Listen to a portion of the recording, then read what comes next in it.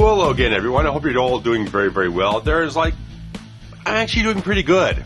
I had some bad things going on, but things have turned the corner and gone in a much better direction the last day or two.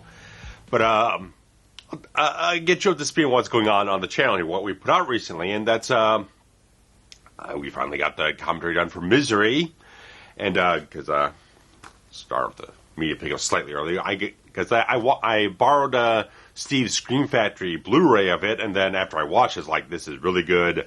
I ordered the Kino Lorber 4K edition, so I watched the whole thing, and we watched this version for the commentary. We didn't pick up on that, but yeah, it looked really damn good. We watched the Dolby Vision, everything just fantastic. The only thing it's short on is that there was a Scream Factory have exclusive interviews with Greg Nicotero and director Rob Reiner, so those are not included on the Kino Lorber edition, but the transfer looks fantastic, definitely worth grabbing.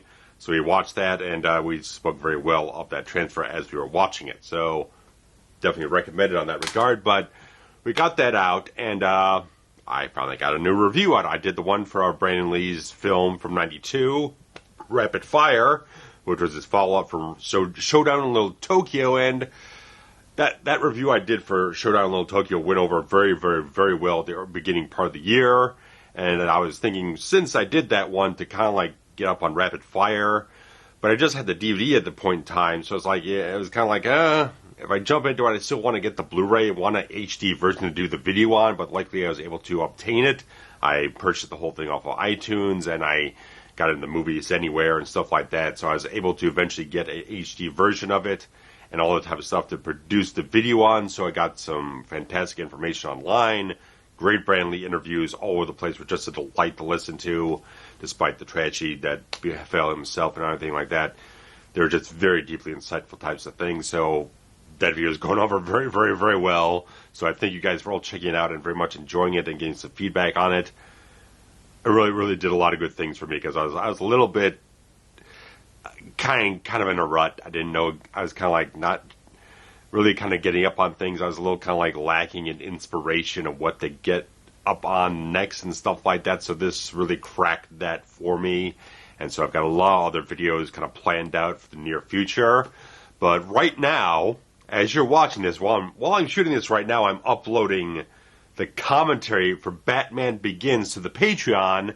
So by the time you're watching this thing right now, it is available on Patreon and will be up on YouTube the following day. So me and Steve did Batman Begins, and hopefully you guys will very much enjoy that.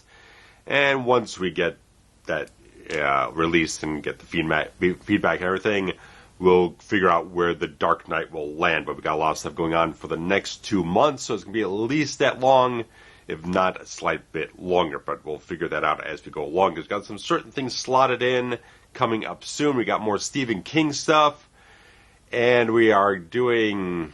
What the hell else were we doing? It was like we were doing one particular thing. Oh, yeah. We will be doing the commentary for Halloween Kills prior to the release of Halloween Ends. So beginning of October, that commentary will arrive. So I know it's been very, very much demanded. Haven't watched it yet. Still, I'm kind of waiting up until closer to when we're going to get to it, because I kind of want to get whatever my reaction is. I want it as hot and fresh as possible going right into it. So I'm just waiting until we get to the point, but we got something big in the Stephen King realm that we're getting up to in the near future, and so I'll discuss that more closer to when we actually have it in the bag. So I gotta watch something ahead of time and get into it. There's a lot of stuff. It's very special stuff. So more of a recent King thing. We'll get into it, but you'll look for that soon in the next couple of weeks. So we've got that going on, and I've got some other things planned. I'm kind of throwing a few things around, because one, I'm starting all the Forever Horror stuff early this year. It's like the next review I do is going to be horror. It's going to be horror straight through to the end of October, because the last couple of Forever Horror months have been very thin, because I've run into problems, not being able to get as much done as I wanted to in the time I had starting in October. And so I've kind of like had things kind of like delayed a little bit, and some things didn't fill out the month as much as I used to. So I'm just going to start them as soon as I can. So I'm definitely eyeing a few things. Stuff I haven't watched in a couple of years, but I definitely want to get up on. But some other things I've watched recently, such as the The Stepfather is definitely going to be pinned on the list here. But I've also been thinking about, I think I talked about this, it might have been 2 years ago or something like that, a year or two. I think it was 2 years ago maybe, I'm not sure. Doing Peter Jackson's The Frighteners. Now, I was I think it was about 2 years ago. So I bought the Blu-ray and then I kind of sat on it because I knew there was rumors of an Arrow Video 4K edition being made. But that has been 2 years now and nothing's come through yet. So I don't know where that's going. There's been absolutely no news. I don't know what's happening.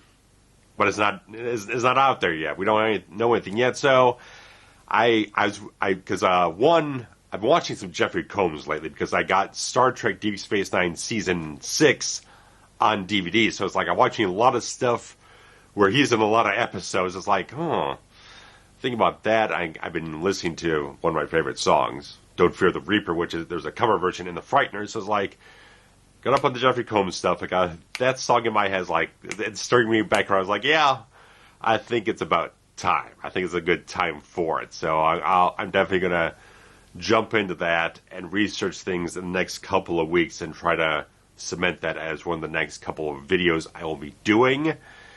Other stuff is a lot more labor-intensive stuff because there's been a long-ass time coming because I bought The Exorcist on Blu-ray back in like 2015. And it's been ever since then I've been wanting to do a review on it. I've teased it a couple of times way, way back. I've probably teased it a number of times. But it's always been the thing that I haven't watched it in so long. And it's always the thing, whenever I come up to a film that I have to watch two different versions of it to assess things, it always slides down the list because it's like, okay, I got a limited amount of time to do something in a certain period of time. I don't have time to sit down and watch 4 hours of a film or something like that. So it's like, I'll kind of like, I'm going to put that one off to the side. And kind of like, sometimes it gets cut off the list or something like that. It comes back on the list. So I'm kind of like trying to make a conscious effort here to eventually make the time to make that happen. Since I'm starting the Forever Horror stuff early, I won't generally feel so crunched for time to make as much as I want to. So I'm starting it sometime here in September. So I'll kind of like, I'm going to feel it out, see where things land. Not saying for absolute certain, because I also eventually want to redo the video I did on Exorcist 3. Because when I made the video back in 2013, that's 3 years before the Scream Factory release with the Legion cut.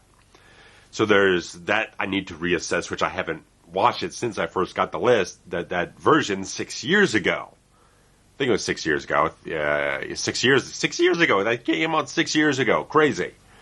And so there's that as like, well, the thing was also like, man, I don't really want to go off and do it until I can actually kind of like research the book itself, but there had never been an audiobook up until about 2 years ago, 2 or 3 years ago. It's like, so there's not like a 9-hour long audiobook version of it that I also want to get into. So it's like, I got to watch two different versions of the film, go through like the 9-hour audiobook, plus all the special features on the discs and everything. So it's a lot of time. It's a lot of stuff I need to get into to tackle it the way I want to. If I'm going to go back and redo it, I'm going to cover everything. I need to cover everything. Because I think my feeling was like, maybe the Legion cut has more impact if you have more foreknowledge of the book. So I want to go into the book a little bit and try to feel it out in that regard and see where Blatty was coming from with his original cut of the film. So I can get a little more perspective. People in the UK are a lot more privileged because you got that wonderful Mark Kermode commentary on it, which we did not get on the Scream Factory version. It's only on the Arrow version. So I really would love to have heard that to get a little extra perspective, because Kermode was a friend of Blatty's. He's a devout Exorcist fan, all this type of stuff. So, but I've got more than enough. I got plenty of stuff to dig into. It's just making sure I can manage the time to make that happen. So it's a lot of stuff. So I'm not saying exactly what's happening, but I'm going to try to make a conscious effort to see if I can make those two films part of the next couple Forever Horror reviews. So there's a big weight of stuff, just a matter of managing the time to make it happen. So, put it off for so goddamn long, I need to eventually make them happen, so I have to like make a plan well ahead of time to see where they're going to slot it. So I know like next year's like the 60th, 50th anniversary, whatever the hell it is, 60th anniversary, I don't know. 50th anniversary, goddamn, I can't do math no more. It's like the 50th anniversary of The Exorcist. But if I can get it done this year, that's fabulous. The sooner I get it done, the better, as long as I do it well. So there's that in the regard of that. And Retro Video Series has at least one idea that I'm stuck on doing. And I was thinking, again, another William Friedkin film, is that I was batting around looking back into his film Jade from '95, that erotic thriller thing with David Caruso, Linda Fiorentino, Chaz Palminteri. And the big thing is that the film is definitely neglected on home video. It's really a shoddy sort of situation between the theatrical cut and the director's cut. And like I'll get into it when I get into a video, but the main thing is like I have to get source video because I grabbed some stuff online that's not of good enough quality for myself for what I want to use. I usually want to use is the highest quality stuff I can get, and I was very disappointed what I was able to source because it's very difficult to get the highest quality versions of this stuff. Because I bought the director's cut off of iTunes a long number of years ago, but it's only standard definition. There is no high definition version, despite what Prime and Vudu will try to tell you. It's kind of an upscaled standard def master, so it's not proper high def version. So I've heard about that. So it's like I don't own any version, any format that has the theatrical cut. So I have to decide: do I want to get the Laserdisc version? Do I want to get the DVD version? Or I want to get the VHS version? So I'm kind of batting around which one to grab. There was already a VHS of the director's cut on eBay. I was watching for some time. I pulled the trigger on it today, so probably at least another week before it arrives. So I just have to decide. The DVD version would be the best version because I can quickly rip that thing right off the disc, and it's like they're pretty much like the same masters. They're all 4x3 open matte. So it's like I'm just kind of figuring out which one's the best price and which one's the most convenient in terms of like just grabbing the footage and going. So the DVD would be easiest because I just load it in the computer, rip the thing, and just fine. Otherwise, I have to do something. I have to load in the player over here and capture it in real time. So, futzing around with that idea. So I'm eventually going to get around to this whole thing because it's such a whole thing where like the director's cut is very hard to grab because there's like VHS and now it's like a standard def VOD and there's nothing else. And the Blu-ray of the theatrical cut is long hour print. But they re-released the DVD last year as a manufacturer-on-demand title, so weird type of stuff. It's all that type of stuff. So it's an interesting thing to grab because there's two different versions, and the home video history is very, very fucking complicated. So I want to get into that. I've been kind of like batting it around as an idea for years now, kind of doing a review of it, but because there's no like proper way to get all the footage in high definition or anything like that, or even standard def widescreen, it's like I couldn't really do anything with it, but now this is like, okay, this all connects very well. Very well. So I'm going to capitalize on that, and hopefully there's no like weird freaking Kino Lorber 4K edition that gets announced the next week and scuttles my plans. So, stuff like that. But talking about all that type of stuff, so we got all the plans for the channel laid out there in a very good way here. So I got a stack of fucking media pickups here. I think everything here, almost everything here is 4K. So when I ordered up Misery, I got it on a really good price because it was on eBay from a seller who, if I ordered at least two different items, I got like extra like 10 or 15% off. So I got this, which is already a pretty decent price, but then I grabbed an upgrade for Jaws. I got the 4K edition. This is lenticular cover. It's strange considering they just did a 3D re-release of the whole thing, the IMAX and stuff like that. So it's kind of a 3D cover in a certain way. But I grabbed this one specifically because not really because it has this nice, I haven't gone through this, but it's a nice collectible booklet in it with production notes and all the other fabulous little things here. So I thought that'd be a little extra something. And I pretty much got it for basically the same price the standard 4K edition goes for, so I count myself lucky in that regard. So it's got a nice nice slip case and everything like that, and I'm holding on to the J card just because I think it kind of looks okay. Don't like to throw those out too much, but in regards to that. So Yeah, so I've had this. I had this on like what the case was, a 30th or something like that anniversary or something like that. One of the anniversary DVDs, and then I got the remastered DVD. Then I got the Blu-ray, and now we got the 4K. So it's Jaws, okay? It's fucking Jaws. Why I'm not gonna get that on every best format that's currently available? You'd have to be crazy. So really kind of getting the goop off the back of this thing. So really nice. So cool. I haven't watched it yet, but I was like, I was eyeing it and eyeing it. It's like, okay, yeah, I'm gonna have to grab this because I can't be a film connoisseur if I don't have a 4K version of Jaws.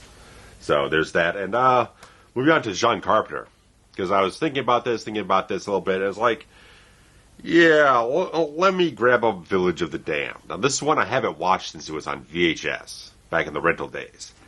But it's like, you know what?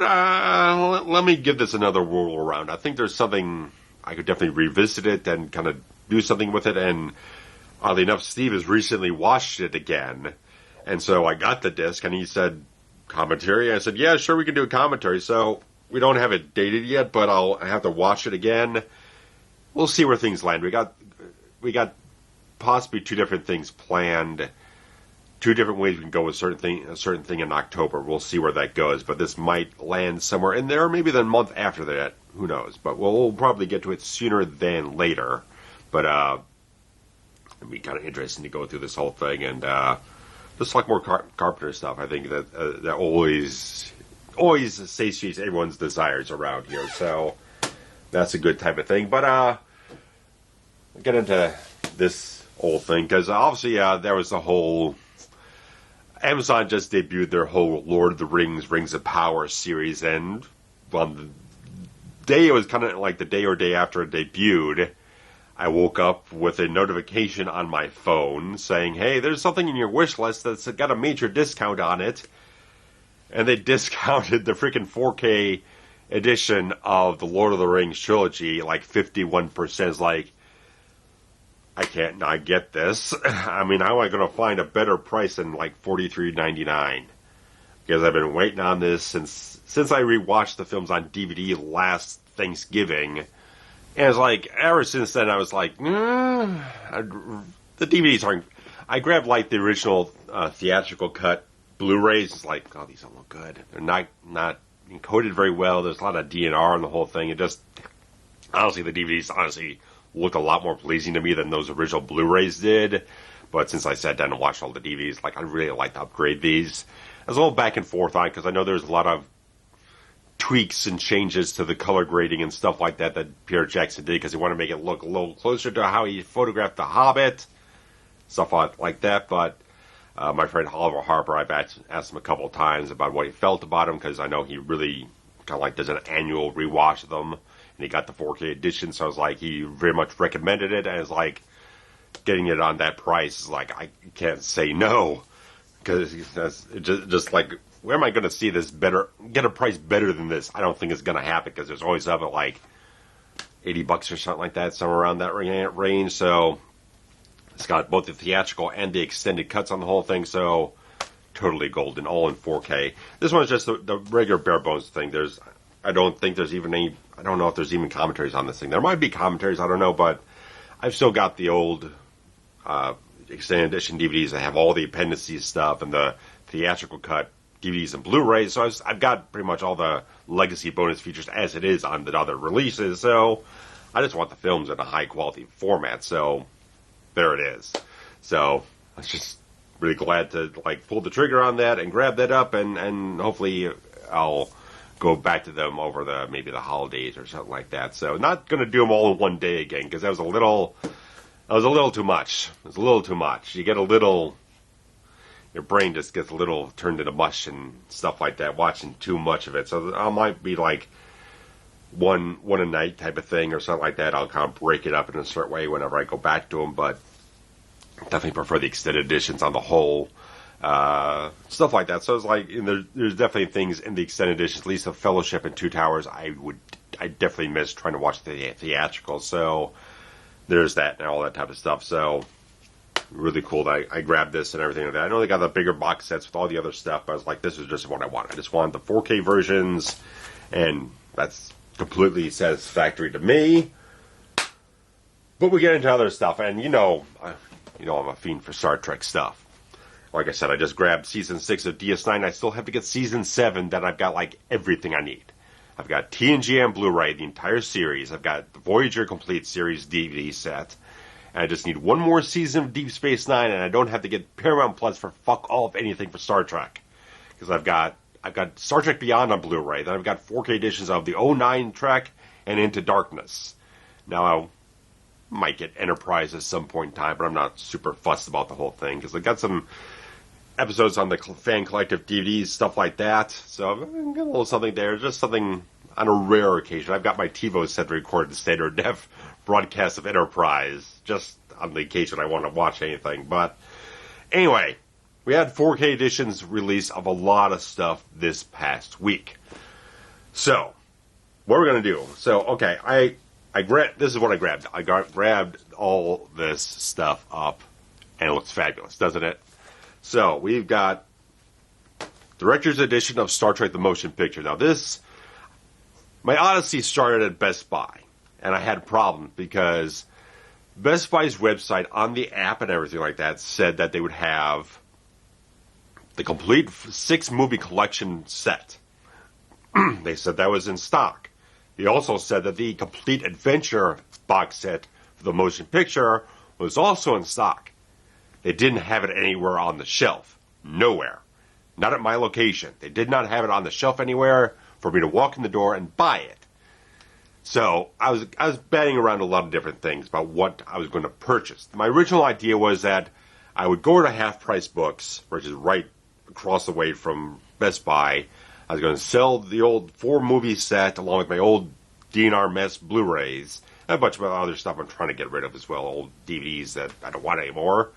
I was going to go over there, sell that stuff off, and get the money, get some extra money, go over, buy the whole 6-movie set, and get everything in one package and everything like that. So, but I kind of bat around. It's like, okay, you know what? This is the option I have here is the much more economical version. So the problem was what I wanted to get didn't have it because they did not carry the 4K edition of the Director's Edition of Motion Picture in store. It was an online only item. So I was like, Christ, fuck all. What am I doing here? What am I doing walking around this place? I tried going to the FYE in the mall. Bust. They didn't have anything. But anyway, regardless of whatnot, I got Star Trek 5, Star Trek 6 picked up at Best Buy yesterday. But I got this at Barnes & Noble. Now the thing is, the original hat listed is $33.99, but at 30% off promotion. And they also discounted 20% off on the website. Now there's their own sticker on this whole thing, ring up about with the 20% off one, but the guy at the register double-checked it, and without me saying anything, he did scan the one on the back, and it came up with the proper price. So I got about $25, pretty much the best price possible, because it's going for like $24.99 plus tax, so I got it for like $23 plus tax, so I kind of got the best price of everything. So if you're looking around for it, because a lot of places have sold out online. Amazon sold out, and Best Buy sold out, I think. A couple other ones are sold out. I think a lot of them are sold out of this. But not so much the complete collection version, which is supposed to be a limited edition set. So it's like, that one's not sold out, but this one is. So it's kind of a weird thing in that regard. But if you're looking for it, go look at Barnes & Noble. See if they have it.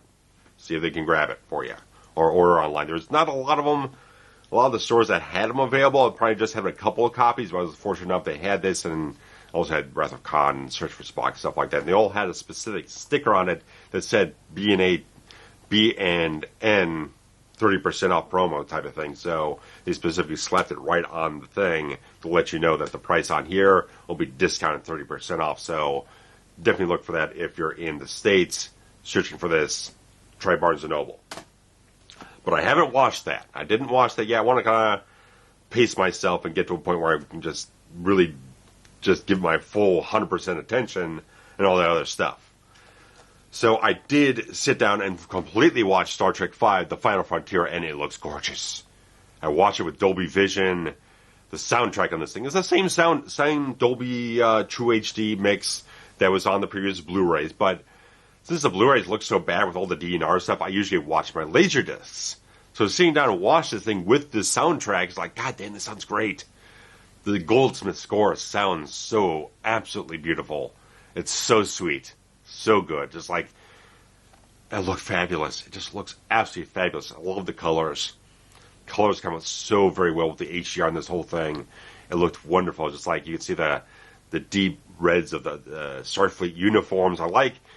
I took notice, like, when Kirk comes up on the bridge and he's still wearing the blue jeans, but he's also putting on, like, the red jacket. It's like the blues and the reds come out so well. And the film's photographed with some nice pastel colors, some purples, some pinks, some greens, stuff like that in some places where they're down in Nimbus 3 or later on in the film on the climax. All comes out beautifully. It looks wonderful type of stuff. There's a lot of stuff at the end of the film when they're encountering the entity and he's coming out. On the previous Master, the entity of the blue light and all that type of stuff was very blown out. This one has a lot more depth and detail, really using that HDR to a degree. It's not all blown out. You can see a lot more detail and contrast. The whole thing looks wonderful. I thought it looked wonderful. Everything just perfect. Spectacular looking film. Just all the time. Cinematographer Andrew Laszlo did a fantastic job photographing the film. You can't make up for the bad effects still. You can't make up for that. They would have to rebuild those things from the ground up. I'd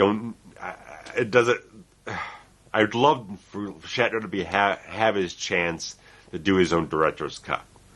We've kind of hit the bell a few times trying to ring it back when they did the special collector's edition DVD.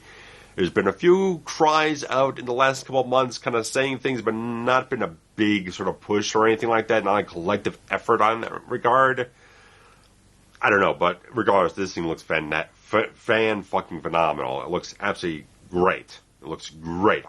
I was thoroughly impressed by the remastering job of this thing. It looks absolutely fantastic. It's shot anamorphically, so it had a really fine grain. Like I said, the colors look great. Everything like that, just stellar. I'm just absolutely floored how good the film looked, photography-wise, and all that type of stuff. I sampled a good bit of Star Trek VI. Now, this has the theatrical and the director's cut, but only on the 4K disc. The standard Blu-ray just has the theatrical cut, so just be aware of that when you're grabbing this, just so you're not pumping up the expectations beyond what they are. Could have been labeled just a tad bit more, specifically in that regard, but they're kind of like promoting more 4K in regards to anything else, but everything is remastered. The Blu-ray and the 4K disc are both remastered. They just chose in a way to have a seamless branching version only on the 4K disc. Now, this one was shot by Hiro Narita, and he was shooting at Super 35 millimeters, so it's a little heavier on the grain because you're blowing the image up and then matting it off to a 2.35 to 1 aspect ratio. So it's a little bit noisier than the anamorphically shot predecessors the Star Trek films have. So, and I'm not saying anything bad in regards to anything here. It still looked very, very good. But some of the color grading was like mostly scenes on the Enterprise are tinged a little bit warmer than I'm usually used to seeing them. But it still looked very good. Everything looked very good. They had to manage a lot of things again with the grain management, not getting crazy or anything like that, but just saying they had a lot more specific things they had to do in regards to remastering this one in terms of like the higher grain field, stuff like that. So it's a little noisier than the other ones, but because that's just inherent to the way it was photographed, that's not really anything they really can do much about, and they didn't go anywhere crazy about any kind of DNR. So it might look not quite as pin sharp as the other ones, but it still looks miles better than anything you've seen before. You don't have any of that splotchiness with the old digital noise reduction stuff. Still looked really good. So I sampled a bit of it here and there, jumped around the film because I didn't want to sit down and push this video off too far in the day. So, but it still looked good. A lot of the stuff with the CGI effects in the film still look pretty damn good. They still hold up very, very well. So all that stuff and the model work still look very nice. So all the type of stuff. And they've poured over like all of the bonus features from all the DVDs and the old Blu-rays, stuff like that. So you've got everything on here, plus all the commentary tracks for both versions. You got everything you'd possibly ask for. So if you're getting this for 4K, you're getting everything. If you don't quite have 4K yet, you'll still be shorted the director's cut. But I think probably I didn't check so much with my digital copy, but I think it might redeem with both versions for the digital copy, so you could still watch it that way, I believe. I think that's the way they had it, because I think before, when you bought Star Trek VI on a digital platform, the director's cut was included as a bonus feature, because they didn't really have that much in like a really good HD version, so I think they just included that as an extra on the whole thing, so it probably should be pretty much exactly the same, so you'd probably be able to watch either version regardless, so all the type of stuff. So that's everything I have in terms of discs and everything. So hopefully you guys are kind of interested in all this type of stuff. And we've got the Screen Factory version of The Fog coming up in this next week. I don't know if I'm going to grab it right away. Might have to wait until after the next paycheck, because that's a lot of stuff I just paid a lot of money for. But we'll see where things are. And I was having a lot of problems lately in terms of, like, I was not sleeping well. And I think that's something I've mentioned a lot of times. And I don't know what the hell the problem was. But I was having problems. I would wake up too many hours earlier than I'm supposed to. I was waking up at weird hours in the middle of the night and not be able to get back to sleep properly and stuff like that. So I kind of bottomed out in that whole thing. I had a bout of insomnia for about 2 days this past week. And it's like on the second day, it's like, okay, I gotta go see someone about this. Just like find a solution on the whole thing. So I did get out of the whole thing. Now the thing is, I got a prescription for antihistamine, stuff like that, and that helped me knock me out for 6 hours Friday into Saturday. But last night I was yawning all day yesterday, so I was kind of happy about that. It's like, okay, that's a good sign of things. I'm very tired and showing in the physiology and stuff like that. So I got a full night's sleep last night. I didn't have to take anything, absolutely nothing, and I feel so good today. I feel positive. I feel happy. I have to say, I feel like light and airy today. It's like everything's just, I'm not having this grogginess. I don't have this heavy weight on me or anything like that. It feels very, very conducive. I'm just having a fun time. So it's like, yeah, sometimes you gotta, as much as it fucking sucks, I had like 3 hours of sleep for 2 days straight. Fucking terrible. Absolutely terrible. You don't even want to know. Don't even want to know. But I feel so much better now. I'm just like, God, that feels great. And hopefully this continues on. I can't tell you, just like, it feels so good, because I was in a bad situation for weeks. Just not sleeping well and having problems and just battling with shit. It's like, hopefully this has fully turned the corner and the stuff's flushed out of me and the problems are gone and stuff like that. So that hopefully make me very conducive to doing good things. And this is kind of good in a certain way. Just like there's certain things coming up. I have a concert that I'm going to in about a week and a half that I've been looking forward to for a very, very long time. And hopefully this feeling will continue to be, and I won't have problems leading up to it. I'll be able to enjoy it as much as possible. Thank you, freaking Christ. But speaking of a little concert thing, I figured I'd just throw this in at the end. Big Stevie Nicks fan, and I was doing things last weekend. I was kind of like cleaning up and rearranging all the collection back here and stuff like that. And I found someone had uploaded a broadcast of this concert that I bought and whatnot. This whole thing she put out about 2 years ago, the 24 karat gold concert. I think it aired somewhere in like Britain or something like that. Someone recorded, uploaded it on YouTube and stuff like that. Part of it anyway. I was just having it play in the background. It's like, man, this is a lot better than I gave it credit for, that I thought it would be and whatnot. So it's like I really got on a hook to not only grab the album but the Blu-ray. So this I got it from Bull Moose. The album itself, the CD version is used. If you catch the light on here, it's a little scratched up, banged up, stuff like that. But got it used cheaper than I would if I got it new or whatnot. But anyway, I got the Blu-ray version as well. So I was like, I wanted to actually have the album. I sat down and listened to the album today, and it sounded fabulous, really fabulous. So good stuff. I still got the other disc in the computer right now, but didn't even go through the booklet or anything. But I kind of want to add this to my collection of the Stevie Nicks stuff I have. I had a couple of remastered albums. I got a live DVD she did about 12 years ago or something like that, and some other things. I got a lot of Stevie Nicks stuff. And I think she sounded wonderful in this whole thing. I thought it was just really good. I wanted to have both the concert film and the album, so it was like really good stuff. If you're a Stevie Nicks fan, definitely go check it out again. Like put it out 2 years ago. You can grab the concert film digitally as well. So I think it's on iTunes, YouTube, stuff like that. So you can actually purchase it or rent it or something like that in that regard. So I think this is really worthwhile. It's like good stuff. So you got a 5.1 and a stereo mix on Blu-ray and stuff like that. So I listened to the whole thing on the CD or whatnot. I just really thought it was fabulous. I was very much pleased. A lot of live Stevie Nicks stuff, and it all sounds fabulous. So great stuff. She had a concert here last night, not like right here, but it was about 40-mile drive or whatnot. She had a concert last night in a nearby suburb, and checked the prices, it's a little too much for me. It's like $85 for a lawn seat on the general admission and whatnot. I was like,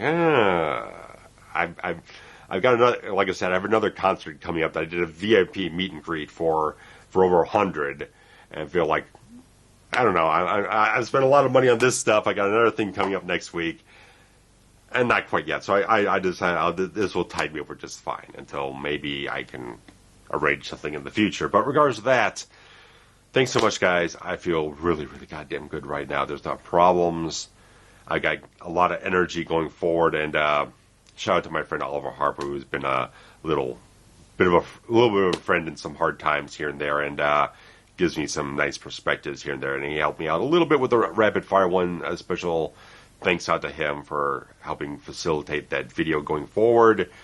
Turned me on to a electronic press kit that was online that got a little extra information from, and a few little things here and there. So, guys, thanks so much. Again, Batman Begins commentary will be hitting Monday, so you'll enjoy that there, or you can get up very much earlier up on Patreon. So, guys, thank you so dearly much. Take care. Bye-bye.